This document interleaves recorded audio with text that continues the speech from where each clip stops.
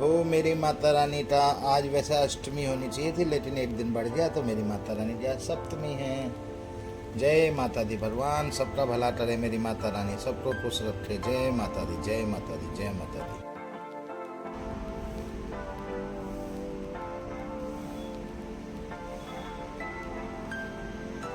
Morning guys, कैसे हैं आप सब। मैं आपका डॉक्टर पवन, लाइफ ऑफ पवन के आज के एपिसोड में आपका स्वागत करता हूं।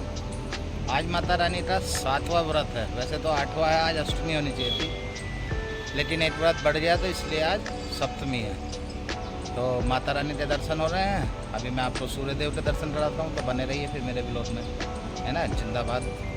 जय हो सूर्यदेव महाराज की जय हो। प्रणाम प्रणाम प्रणाम। आज तो पूरे रन में है सूर्यदेव जी। हाँ, क्या बात है, बहुत बढ़िया। जिंदाबाद, बने रहिए। जय हो गाय माता की। लो गाय माता आजे। आज तो हमारे बहुत सारे कबूतर आ रहे हैं। जय हो। आने गुड इवनिंग गाइस, कैसे हैं आप सब। मैं आपका डॉक्टर पवन, लाइफ ऑफ पवन के शाम के एपिसोड में आपका हार्दिक स्वागत करता हूं। दोस्तों, आज 7वां व्रत था। जैसे कि पता है आपको कि एक व्रत बढ़ गया, तो आज 7वां व्रत है। कल अष्टमी माता की पूजा होगी। तो आपको माता रानी खुश रखे, स्वस्थ रखे, ऐसी मैं आशा करता हूँ। तो आज की कहानी शुरू करते हैं दोस्तों।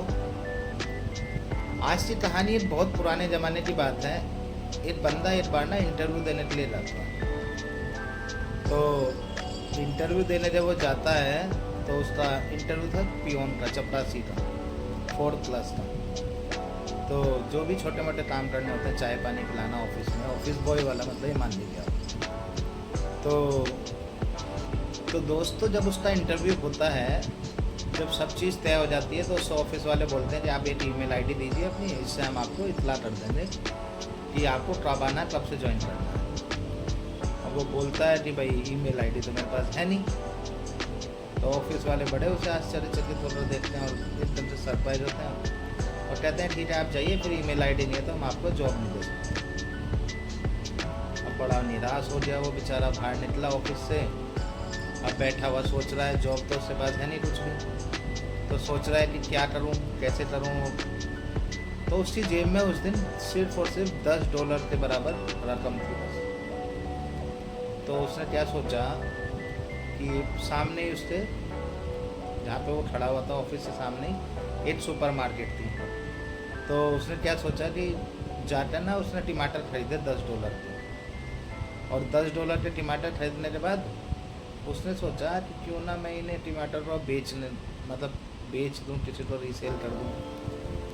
तो ऐसी पड़ोस में जा जाकर घर में टमाटर बेचने लगा। तो शाम तक उसके वो $10 की जो कैपिटल इनकम थी, वो सी कैपिटल इनकम डबल हो गई, $20 हो गई। ऐसी धीरे धीरे धीरे धीरे धीरे धीरे वो रोज़ करने लगा। तो हफ्ते में फिर 10 की 20, 20 की 40, 40 की 80, ऐसे करते करते पूरा मतलब 1 महीने बाद, 2 महीने बाद उसकी इतनी इनकम हो रही कि उसने ट्रक खरीद लिया। और फिर उसने कुछ एम्प्लॉय रख लिए और एम्प्लॉय रखते रखते धीरे धीरे 4 साल में उसके पास एक बहुत बढ़िया अपना ही सुपर बाजार हो गया। उसने इतनी मेहनत करी उसने कि उसने अपने आप ही धीरे धीरे करते करते एक अपना ही सुपर बाजार खोल लिया। अब सुपर बाजार खोलने के बाद वो क्या सोचता है कि क्यों ना यार इसका हम इंश्योरेंस करा लें अपने सुपर बाजार का। और एम्प्लॉय भी थे बहुत सारे, टीम हो रही थी, अब तो पूरी कंपनी बन रही थी। तो उसने एक इंश्योरेंस वाले को सोचा कि इंश्योरेंस करा लेते हैं, कोई खुदा ना खास्ता कोई हादसा हो जाए, भगवान ना करे। तो उसने फिर एक इंश्योरेंस वाले को बुलाया।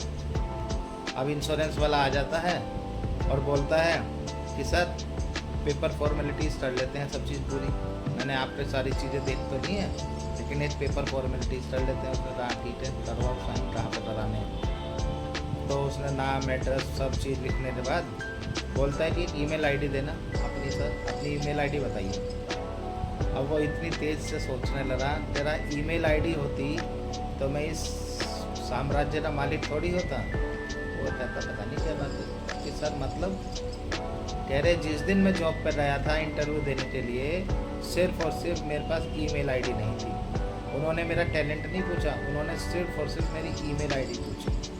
यदि वो उस दिन मेरा टैलेंट पूछ लेते तो ना ही तो मैं ये कंपनी बन पाती और ना ही मैं कुछ बन पाता, कि जिससे कि मैं आज सबको इतना लोगों को रोज़गार दे रहा हूँ।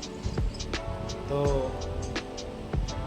वो बहुत इम्प्रेस भी हुआ लड़का, और फिर उसी ने फिर उसकी हेल्प करी, एक ईमेल आईडी बनाई और फिर उसके पूरे पेपर फॉर्मेलिटीज करते इंश्योरेंस बनाया। तो इस कहानी से मैं ये कहना चाहता हूँ दोस्तों, ये कहानी वो कहती है कि जो तुम चाहते हो यदि वो बन जाओ तो बहुत ही अच्छी बात है, और यदि तुम जो चाहते हो और वो नहीं बन पा रहे और जो ऊपर वाला चाहता है वो बना दे आपको, तो वो भी बहुत अच्छा है। तो इसीलिए निराश, हताश, कोई भी डिप्रेशन, कोई भी डिसअपॉइंटमेंट अपने जीवन में कभी मत लाओ।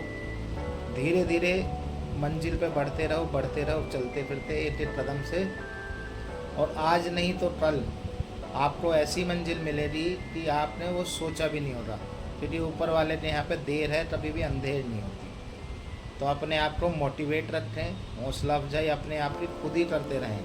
कभी भी अपने ऊपर कोई डिप्रेशन, कोई आपके सेल्फ कॉन्फिडेंस में कभी कोई चीज़ की कमी ना हो, और अपनी विल पावर पूरी स्ट्रॉन्ग रखें और आगे बढ़ने के लिए आई कैन डू इट हमेशा ध्यान रखें कि आप उस चीज़ को, यदि कोई और तीसरा आदमी, दूसरा आदमी कर रहा है तो आप भी वो काम कर सकते हैं। तो हमेशा हौसला रखें, अपने एम पर फोकस रखें, आज नहीं तो कल मंजिल ज़रूर मिलेगी, बढ़ते रहें आगे।